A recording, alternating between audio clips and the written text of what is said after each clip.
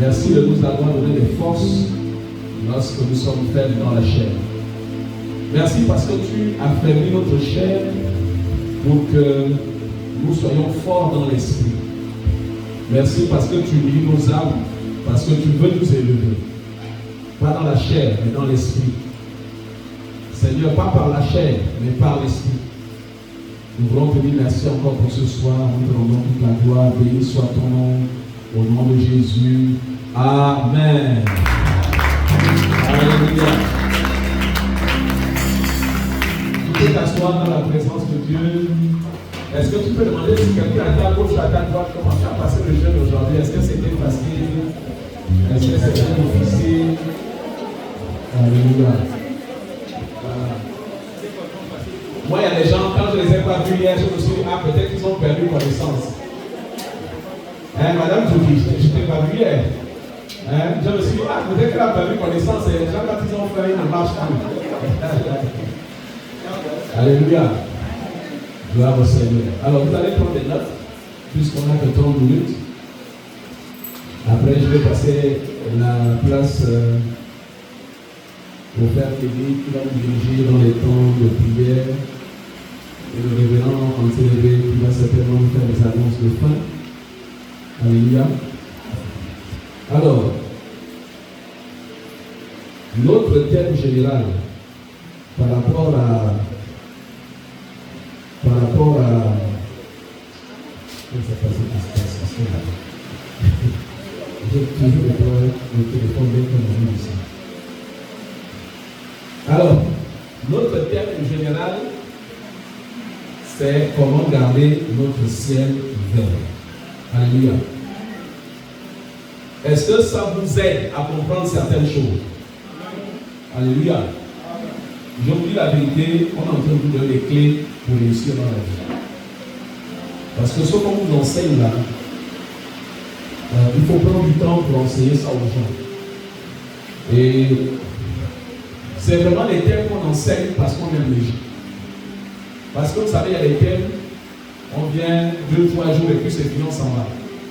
Mais quand on prend 21 jours, on prend un mois, on consacre une longue période pour que point par point vous compreniez les choses, c'est qu'on tient vraiment à votre réussite. Alléluia.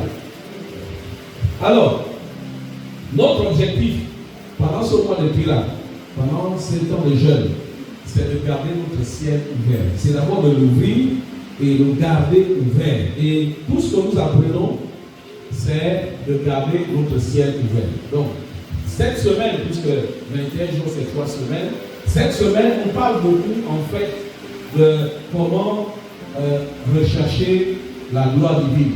Comment se débarrasser de la même gloire. Et le mal que j'ai dans mon cœur, et je prie Dieu pour qu'il me donne la possibilité vraiment d'enseigner ça, c'est qu'aujourd'hui l'évangile est rempli de la vaine gloire. De la vaine gloire. Vous savez, il y a des églises, on va te dire si tu n'es pas en costume, tu n'honores pas le Seigneur. C'est la vaine gloire, mais ça ne regarde pas le costume. Mais ça ne veut pas dire qu'on doit être mal habillé. Alléluia. Vous avez des gens qui disent je ne peux pas aller à l'église parce que je n'ai pas les habits. Mais ce n'est pas les habits que Dieu regarde, ce sont les frères qui regardent.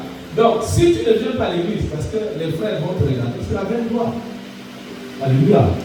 Et nous il y a beaucoup de choses aujourd'hui, la vaine gloire. Même dans la famille, il y a la vaine gloire. Vraiment, je prie Dieu pour vous sortir de ces moments, vous puissiez vous dépouiller la vaine gloire pour entrer dans la gloire divine. Alléluia. Pourquoi nous faisons ce séminaire, ce temps d'enseignement? On aurait pu simplement prier. Mais c'est parce qu'on se rend compte que de plus en plus, beaucoup de petits et jeunes prient, mais ils ne sont pas exaucés. Ils ne sont pas exaucés. Ils ne voient pas la manifestation de la gloire de Dieu. Il y a des gens sur qui on a prophétisé que tu vas te marier. La robe de mariée est même déjà périmée, ils ne se sont pas mariés. Mais tout ça, c'est parce qu'on amène les gens vers la gloire, la belle gloire. Alléluia. Mais la Bible nous montre clairement, et c'est ce qu'on est en train d'étudier, c'est que l'humilité précède la gloire. C'est l'humilité qui est le commencement de l'ouverture de notre ciel. Alléluia. Donc, nous avons vu tout ce qui est nécessaire et pour rentrer, pour comprendre la différence entre la belle gloire et la gloire divine. Et comment garder notre ciel ouvert. Le psaume 35, nous l'avons lu hier, le verset 13, et moi, quand il était malade, il parle de son enfant. Ça, c'est le roi David, quand il a fait l'enfant avec Bathsheba. Et moi, quand il était malade, je revêtais un sac, j'humiliais mon âme par le jeûne et je pliais la tête penchée dans mon sein. Donc, on se rend compte que pour humilier l'âme, on passe par le jeûne. Alléluia. C'est pourquoi nous jeûnons, c'est pour humilier l'âme. C'est vraiment pour ça que nous le faisons. Maintenant, nous allons avancer sur un point. Quand j'ai compris ce que c'est la vaine gloire et que je suis passé de la vaine gloire et que je me mets à chercher la gloire divine, nous rentrons ce que j'appelle dans la vie par la grâce. Vivre par la grâce. Donc nous devons comprendre que être sauvé n'est pas la fin de la vie chrétienne. Donc venir dans une église, ce n'est pas la fin de la vie chrétienne. Accepter Jésus, ce n'est pas la fin de la vie chrétienne. Après avoir accepté Jésus, il y a la démarche de la conversion, la démarche de changer. Et ça, j'insiste beaucoup pour les révérends pasteurs, les pasteurs assistants, les diacres, les anciens dans la foi. Il faut comprendre que la vie chrétienne, ce n'est pas de fréquenter une église. La vie chrétienne, ce n'est pas d'avoir des responsabilités dans une église. La vie chrétienne, c'est d'accepter Jésus et de changer le cœur. Notre cœur doit changer. On a trop de pasteurs dans le monde, dans l'église. On a trop de pasteurs, on a trop de diacres, on a trop d'anciens, on a trop d'évêques, on a trop de révérends qui ne sont pas convertis. Ils ont Jésus, ils ont fait la théologie, mais leur cœur n'est pas converti. Et quand le cœur n'est pas converti, on n'est pas en bénédiction. Et c'est pourquoi on parle de la vie par la grâce. Donc être sauvé, ce n'est pas la fin, mais c'est le début d'une vie nouvelle. Quand vous êtes sauvé, c'est que vous commencez une nouvelle vie. Vous ne pouvez pas accepter Jésus et puis vivre comme vous viviez avant. Les mêmes galères, les mêmes souffrances, les mêmes soucis, les mêmes jalousies, les mêmes bagarres, les mêmes médisances, les mêmes calomnies, les mêmes. Non, ça doit disparaître. Même si les gens autour de moi n'ont pas changé, même si c'est le même mari, la même femme, les mêmes enfants, les mêmes parents, mais moi, mon attitude vis-à-vis de ces gens doit changer. Alléluia. C'est ça la vie chrétienne. Mais ça doit changer de manière positive. Ça veut dire que mon changement doit briser les autres. On ne devient pas chrétien pour faire la guerre aux autres. On devient chrétien en laissant Dieu faire la guerre à notre place. Parce que Dieu veut faire la guerre. Dieu veut faire la guerre aux sorciers. Dieu veut faire la guerre aux gens qui nous font du mal. À celui qui veut te licencier. À celui qui veut te troubler. Celui qui veut te causer des problèmes. Dieu veut lui faire la guerre. Mais pour que Dieu fasse la guerre à ta place, il faut lui laisser prendre le contrôle. Alléluia. Donc, Dieu nous a sauvés, pas seulement du péché. Dieu ne nous a pas sauvés seulement du péché, mais Dieu nous a sauvés de notre ancienne vie. Dieu nous a sauvés d'une vie charnelle. Dieu nous a sauvés d'une vie fondée sur nos pensées, nos désirs. Ça veut dire qu'on ne cherche pas la volonté de Dieu. Je ne cherche pas à savoir quelle est la volonté de Dieu pour ma vie. Je fais ce que je veux faire. Un peu comme les enfants qui vont à l'école. Dieu l'a destiné à être ingénieur. Mais lui dit non, moi je ne veux pas faire les maths. Ce n'est pas bon pour moi. Après, il va finir ses études. Parce que Dieu ne peut pas t'empêcher de faire tes études. Tu vas finir tes études. Mais Les études que tu vas faire, tu seras dans le club des chômeurs. Alors que Dieu t'avait donné l'intelligence pour que tu sois docteur, ingénieur, etc. Donc, c'est important. Si c'est arrivé dans le monde, Dieu va régler ça d'une autre manière. Mais sinon, en Christ, on ne peut pas voir Jésus et passer à côté du plan de Dieu. Il est à celui qui est à côté du plan. On ne peut pas être en Christ et passer à côté du plan de Dieu. Je dirais même que c'est une malédiction d'être en Christ et de passer à côté du plan de Dieu. C'est une malédiction d'être en Christ et d'épouser la mauvaise personne. C'est une malédiction d'être en Christ et de ne pas réussir avec Dieu. C'est une malédiction. C'est une malédiction d'être en Christ et de ne pas réussir ses études. C'est une malédiction. C'est une malédiction d'être en Christ et de ne pas se réaliser dans la vie. C'est une malédiction. Mais ce n'est pas une malédiction qui vient de Dieu. Ça, c'est une malédiction que nous provoquons nous-mêmes. Parce que comme je vous l'ai dit, notre cœur, nos pensées et nos paroles créent quelque chose de plus puissant que la malédiction. Alléluia. Donc, notre souci ici, c'est de garder notre ciel ouvert. Donc, quand nous jeûnons ici, c'est vraiment pour que le jeûne brise nos cœurs, pour que nous puissions nous orienter vers Dieu. Alléluia. J'aimerais dire à quelqu'un ce soir, s'il y a quelque chose qui ne marche pas dans ta vie, Dieu a la solution. Dieu a la réponse. Alléluia. Je vous dis la vérité. Dieu a la solution, Dieu a la réponse. Mais il faut aller la chercher. Il faut la recevoir de Dieu. Alléluia. Laisse-toi guider par Dieu. Fais ce que Dieu te demande de faire. Regardons Éphésiens 2, le verset 8 au verset 9. Nous parlons comment vivre par la grâce. Parce que quand vous vivez par la grâce, vous donnez la gloire à Dieu. La grâce c'est pour vous, la gloire c'est pour Dieu. La grâce c'est pour vous, la gloire c'est pour Dieu. Éphésiens 2, le verset 9, le verset 8 au verset 9. La Bible dit ceci. Je vais lire pour vous. Car c'est par grâce que vous êtes sauvés. Donc on est sauvés quand on accepte Jésus et on a le cœur transformé. Donc le salut, c'est naître de nouveau et changer. Ça veut dire se convertir. Le caractère, les habitudes, les comportements, la façon de penser, la façon d'agir, la façon de parler, c'est ce qu'on appelle sauvé. Ça veut dire que je suis sauvé de mon ancienne façon de vivre. Ça veut dire que quand on me regarde, je ne suis plus la Corée d'avant. Car c'est par grâce que vous êtes sauvés. La grâce est un don gratuit. Ce n'est pas quelque chose qu'on mérite. Dieu ne nous donne pas les choses parce qu'on mérite. J'aimerais même vous dire que Dieu ne va pas vous exaucer parce que vous jeûnez. Dieu ne vous exauce pas parce que vous priez. Dieu vous exauce parce que vous avez l'état du cœur qui lui permet de vous exaucer. C'est aussi simple que ça. Dieu peut exaucer quelqu'un qui ne prie pas. Mais pourvu que l'état de son cœur soit comme Dieu le veut.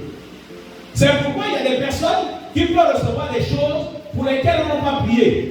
Parce qu'ils ont le tas du cœur qui permet de recevoir. La Bible dit, vous êtes sauvés par grâce, par le moyen de la foi. Et cela ne vient pas de vous, c'est le don de Dieu.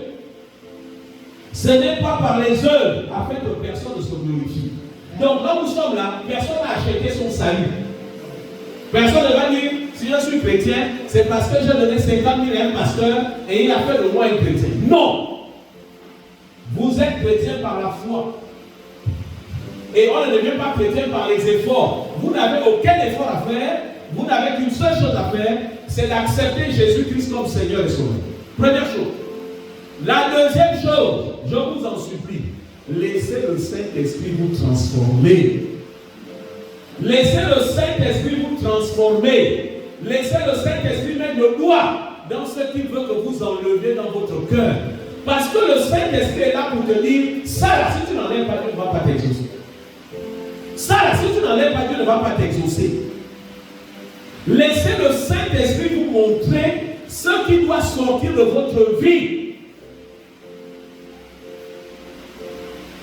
En tout cas, c'est à votre avantage. Vous savez, quand Dieu te dit enlève tel péché, enlève tel caractère, enlève tel comportement, vous savez, Il y a des comportements, pour Dieu, c'est égal au péché. Par exemple, quand tu es tout le temps en colère, pour Dieu, même si tu n'es pas fâché à quelqu'un, mais le fait que dans ton cœur, tu es toujours en colère, pour Dieu, c'est un péché. Tu n'aimes pas les gens, Même si tu ne le dis pas, mais pour Dieu, c'est un péché. Même si tu ne l'exprimes pas. Tu peux détester quelqu'un, tu ne lui exprimes pas, tu lui dis souvent bonjour, mais au fond de ton cœur, tu ne l'aimes pas.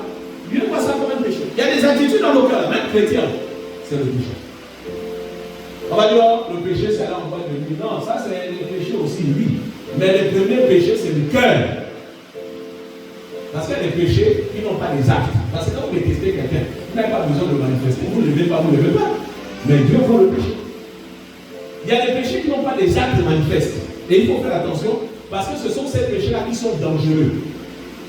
Je prends un exemple. Vous ne respectez pas quelqu'un, ça ne se voit pas. Ne pas respecter quelqu'un, ça ne se voit pas. Ça peut rester des années, même 10 ans, 20 ans sans se manifester. Vous n'aimez pas quelqu'un, vous ne respectez pas quelqu'un, ça ne se voit pas. Mais Dieu lui voit, il voit que c'est un péché. Et ça crée des blocages. Et c'est pourquoi nous devons vraiment faire attention avec cet état de cœur. Laissons le Saint-Esprit toucher notre cœur. Alléluia.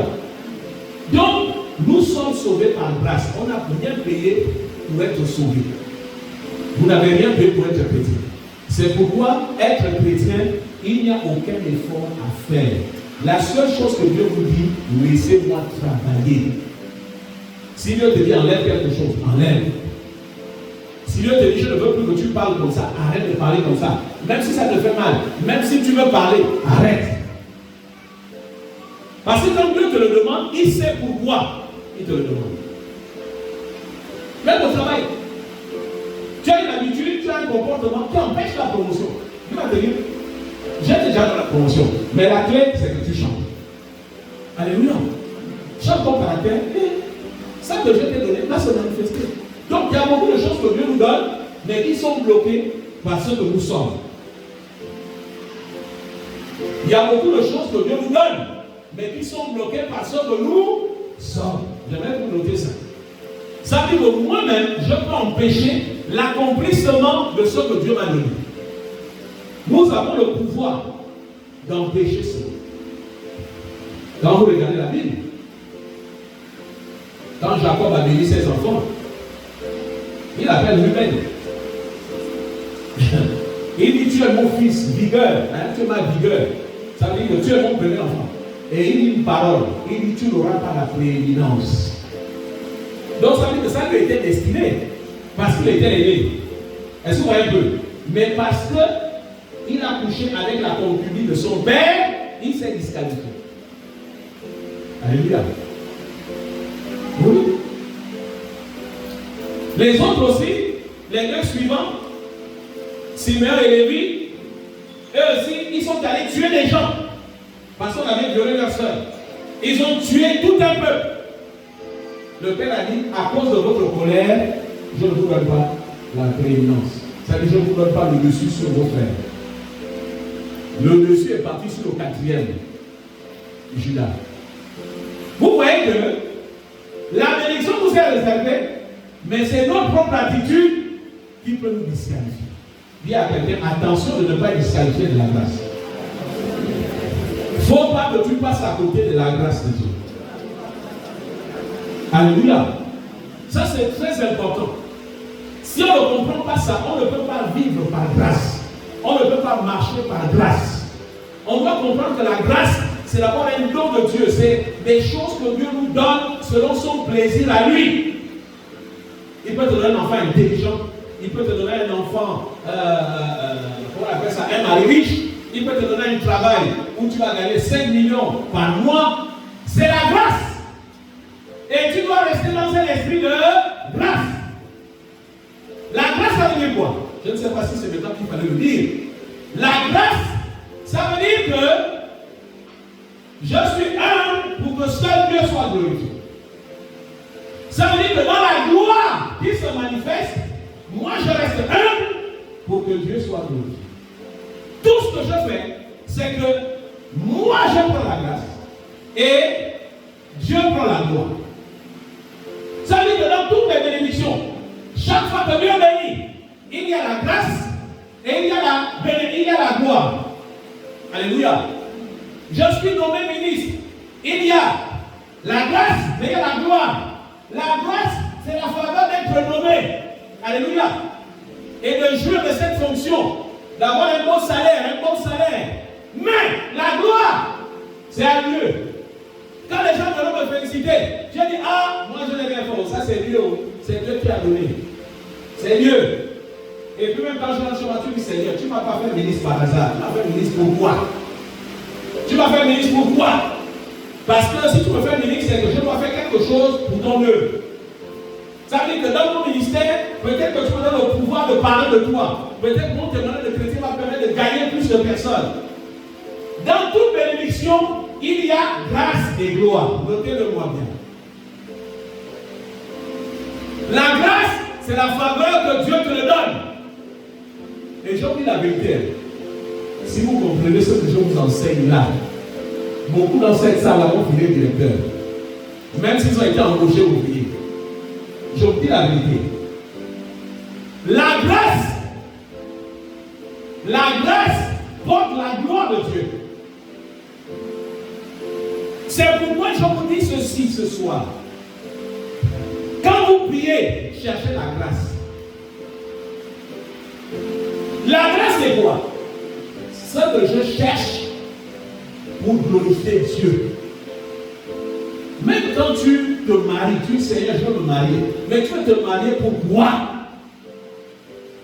C'est là qu'il faut chercher la gloire. Dans tout ce que tu demandes à Dieu, Dieu va entendre dans ta prière la gloire qui lui revient. Anne priait tous les jours, elle faisait des offrandes, elle donnait les hymnes, elle donnait les millions. Son mari lui donnait même 300 000 pour aller donner comme les livres et les offrandes. Des années après, elle n'a pas eu d'enfant. 5 ans plus tard, 10 ans de mariage, elle n'a pas eu d'enfant. Son mari est obligé de prendre une deuxième femme. Et un jour, elle a dit à Dieu, Seigneur, si tu m'enlèves, on appelle ça comment? La stérilité, l'enfant qui va venir, si ce n'est qu'un seul, je te le consacre. Et vous savez ce qu'elle a fait? Elle est tombée enceinte. L'enfant, elle a sevré. Dès que l'enfant a eu 6 ans, elle est allée laisser l'enfant au temple. Et chaque année, elle amenait l'enfant des nouveaux amis. Dès qu'elle a fait ça, elle a eu 6 autres enfants. Je vous donne un secret ce soir. Quand vous demandez quelque chose à Dieu, dites la gloire qui lui revient dans ce que vous demandez. Ouais. Oui. Seigneur, j'ai mon mari qui me trompe. Seigneur, s'il accepte Jésus, je ne dormirai pas jusqu'à ce qu'il devienne chrétien. Je ne dormirai pas. Même pendant qu'il somnole, je vais jeûner pour lui, je vais prier pour lui. Seigneur, je prends ça comme fardeau d'intercession parce que je veux qu'il devienne ton serviteur. Dieu m'a dit, ça c'est une bonne prière. Je relance au projet. Chaque prière est un projet qui doit donner la place à Dieu. Écris-le-moi. Dis-le à quelqu'un à côté de toi. Chaque fois que tu pries, c'est un projet où Dieu doit trouver sa gloire. Bien aimé, là je suis en train de vous donner la clé des prières. Ce n'est pas en direct.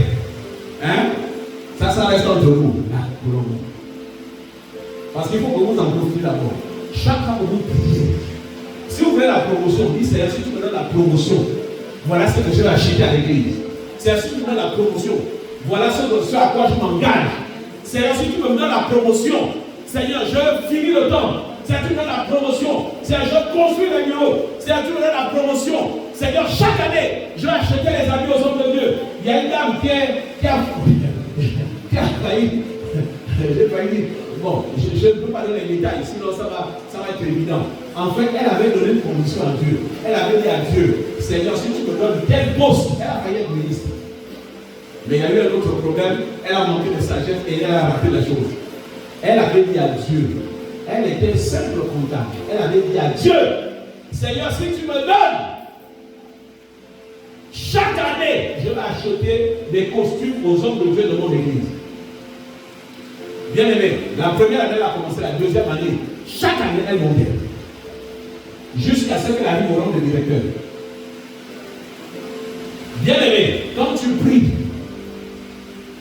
cherche dans ta prière ce qui revient à Dieu.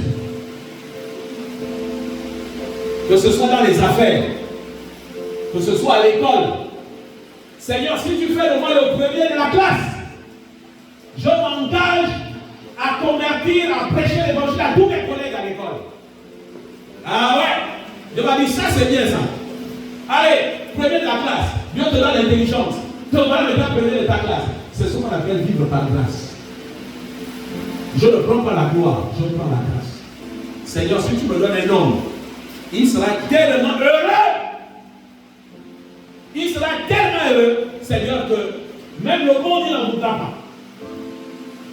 Parce que je vais prier, je ferai tout, Seigneur, pour qu'il soit un homme comblé.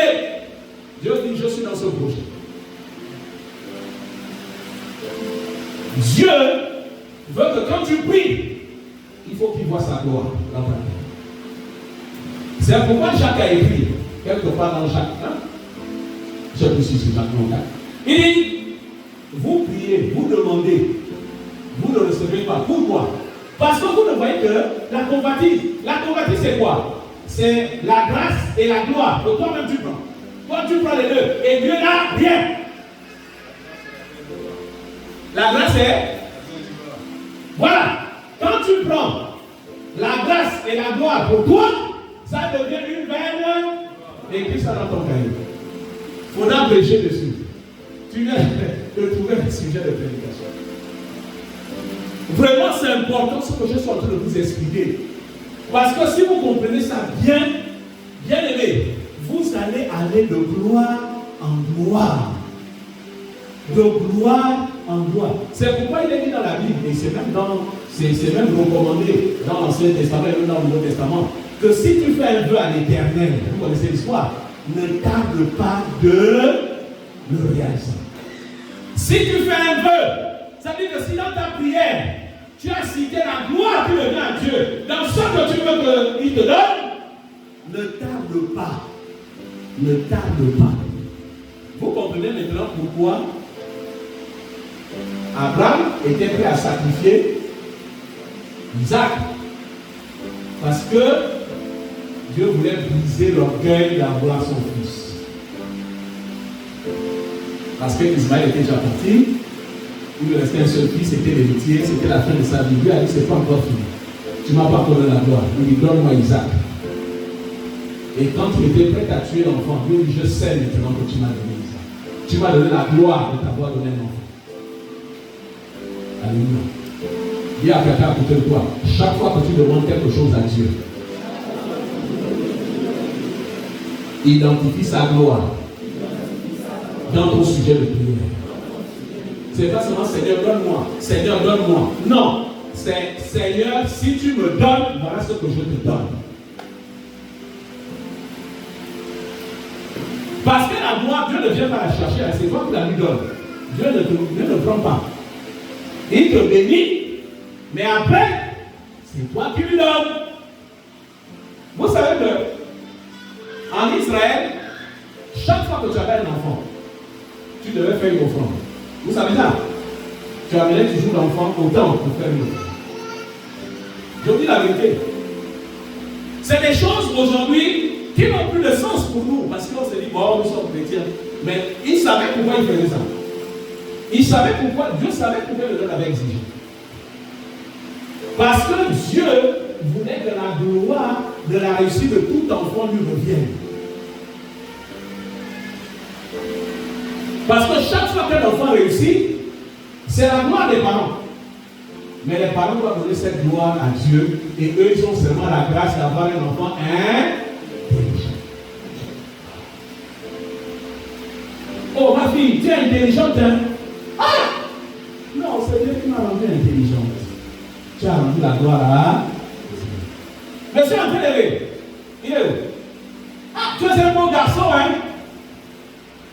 Il dit quoi? Il doit donner la gloire à qui? Non, d'abord à ta femme. Ah, je veux avoir les problèmes. J'ai dit, je veux aussi les problèmes. Oh, monsieur Kaouma, Tu es un bon garçon, et puis elle a les hanches, elle est brune, elle machin, elle te parle, elle a bien le beau tissage, elle a allongé les cils. Ah, mais c'est pas le concept, nous, avec une belle femme, vraiment. Qu'est-ce que tu dois répondre?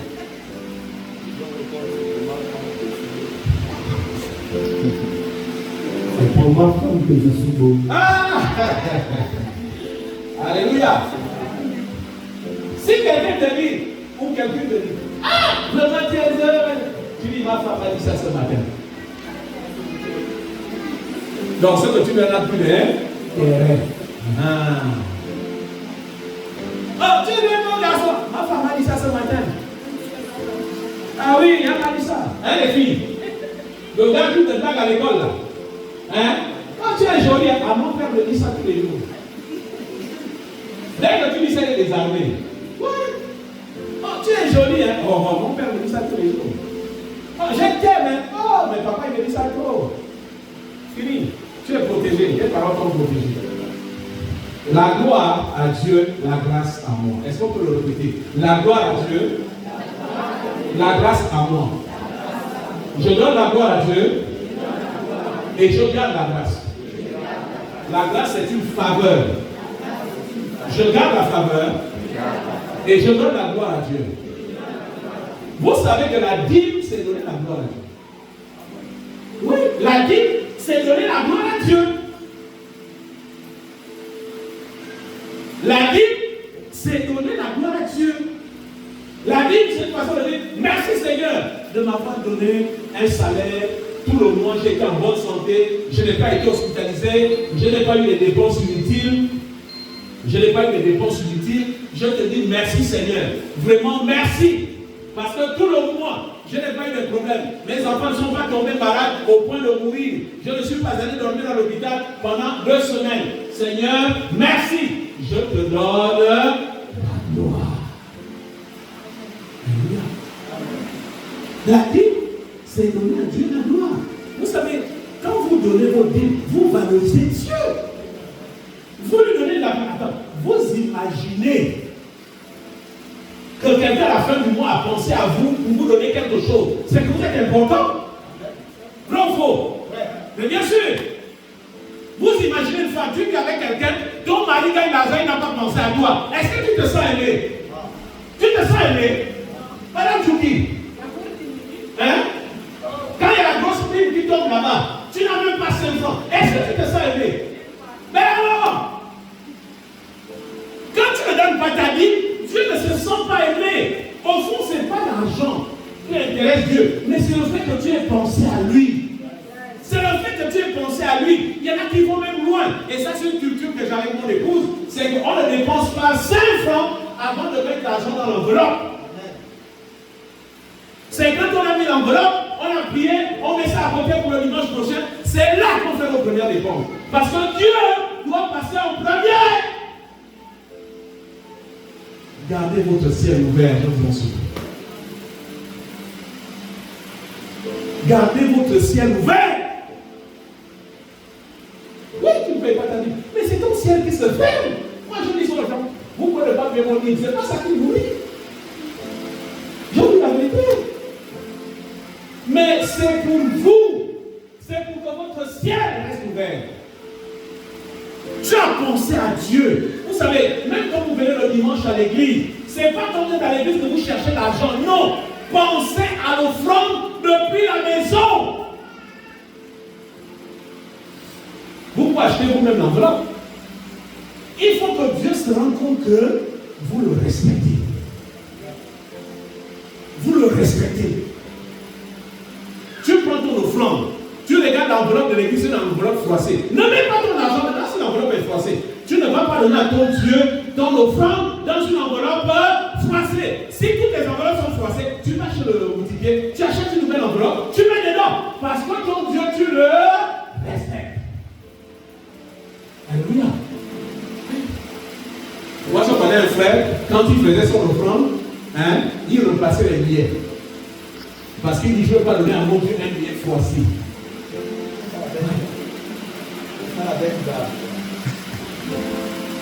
Non, c'est un signe de respect. Alléluia. Il faut comprendre que Dieu veut que tu penses à lui. Chaque fois que tu es honoré, chaque fois que tu es comblé, chaque fois que tu es heureux, chaque fois que tu as une faveur, Dieu veut que tu penses à lui. Dieu veut que tu penses à lui. Quand tu as le rappel, pense à lui. Quand tu as le salaire, pense à lui. Quand tu as de l'argent qui rentre, pense à lui. Parce que quand tu penses à lui, c'est une façon de lui dire merci. Il y a des cas où on n'est pas obligé de faire quelque chose forcément de matériel ou de financier. Mais rien que la reconnaissance. Dire, oh mon Dieu, merci. J'ai eu 15 de moyenne. Oh Dieu, merci. Même mes parents, quand ils faisaient l'école, ils n'avaient pas 15. Hein? Mais ça, c'est bien, non? Quand l'enfant a 15, les parents n'ont jamais eu 15. Hein? Voilà, tu en es content. Oh, vraiment, Seigneur, je te bénis. Parce que tu m'as fait plus intelligente que maman. Hein? Voilà. Je te bénis, Seigneur. Voilà. Tu donnes la gloire à Dieu. Il ne faut pas me dire, ah, vous les parents, les gens peuvent faire l'école. Moi, j'ai 15 ans. Là, tu prends la gloire. Alléluia. Voilà. Donc, nous sommes nés, nous sommes chrétiens pour prendre la grâce et de donner à Dieu la gloire. Prends la grâce, prends la faveur, prends la jouissance, prends le bien que ça fait. Tu vas vivre ça en secret avec ta femme, tes enfants. C'est pourquoi l'Ecclésiaste a dit, c'est l'Ecclésiaste qui dit que apprends à jouir du bonheur uniquement des gens qui sont dans ton entourage. Quand tu fais la fête dans ta maison, tu peux fermer les portes, tu profites. Voilà, les gens de l'autre sont obligés de parler. C'est ça, d'apprendre la grâce.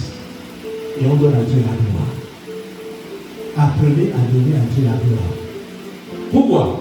Parce que quand on donne la gloire, il est obligé d'ouvrir le ciel, n'est-ce pas? Si le ciel est fermé, est-ce que la gloire peut partir? Donc Dieu est obligé d'ouvrir le ciel. Donc quand vous donnez la gloire à Dieu, le ciel s'ouvre. Seigneur, merci pour l'homme que tu m'as donné. Merci pour la femme que tu m'as donné. Merci pour le travail que tu m'as donné. Merci pour les enfants. Merci, merci, merci. Tu envoies la gloire. Tu ouvres le ciel. Alléluia. Et je le dis à certains parents, ce n'est pas parce que l'enfant vous crée des problèmes que vous ne devez pas donner gloire à Dieu. Donnez gloire à Dieu. Dieu se souviendra de votre enfant. Donnez gloire à Dieu. Même si à l'heure où je vous parle, il est là-bas en prison à Yélé, rends gloire à Dieu. Seigneur, tu m'as permis d'enfanter. Seigneur, c'est ton enfant, ce n'est pas le mien. C'est toi qui l'as conçu dans mon ventre. Je te le remets. Apprenez à donner gloire à Dieu. Apprenez à donner gloire à Dieu. Est-ce que tu peux te tourner vers quelqu'un? Apprenons à donner gloire à Dieu. À partir de maintenant, donner gloire à Dieu, c'est ouvrir le ciel. Dis-le à quelqu'un d'autre. Tu peux te nommer, dis-le à quelqu'un d'autre. Donner gloire à Dieu, c'est ouvrir le ciel. Donner gloire à Dieu, c'est ouvrir le ciel. Dis-le à quelqu'un d'autre. Quand tu donnes gloire à Dieu, tu ouvres ton ciel. Dans le nom de Jésus, je déclare ce soir que tes prières ne seront plus stériles. Dis-le-lui, tes prières ne seront plus stériles. Parce qu'en donnant gloire à Dieu, Dieu va te bénir. Oh, bien-aimé, ce soir, je vais te dire une chose. Même si les choses ne marchent pas, rends gloire à Dieu. Même si la voiture est en panne, rends gloire à Dieu. Même si l'enfant c'est un bandit, rends gloire à Dieu. Même si ton mari te trompe, bénis Dieu. Dis merci, Dieu ne m'a pas donné un mari. Dieu va se souvenir de toi et il va te ramener entièrement chez toi. Rends gloire à Dieu. Ton mari ne te donne pas d'argent, rends gloire à Dieu. Alléluia. Il t'a laissé pour aller chez notre femme. Rends gloire à Dieu. Il va revenir. Rends gloire à Dieu. Dis-le à quelqu'un d'autre. Oh, les gens, vous ne donnez pas gloire à Dieu. Même quand vous ne donnez pas. Amen. Apprends à donner gloire à Dieu. Alléluia. Seigneur, si je suis le premier de ma classe, je vais évangéliser tous mes collègues. Alléluia. Je vais les amener à l'église. Chaque dimanche, j'amène un. Tu prends l'engagement. Dieu fera de toi le premier, la première de la classe. Alléluia. Est-ce qu'on peut se lever? Est-ce que nous pouvons commencer à prier? Sur ce que tu as compris ce soir, commence à prier pendant que j'invite le pasteur Teddy qui va tomber dans les temps de prière. J'aimerais qu'on se tienne debout. Alléluia. Alléluia. Gloire à toi, Seigneur. Apprends à donner gloire. C'est ce qu'on appelle marcher par grâce.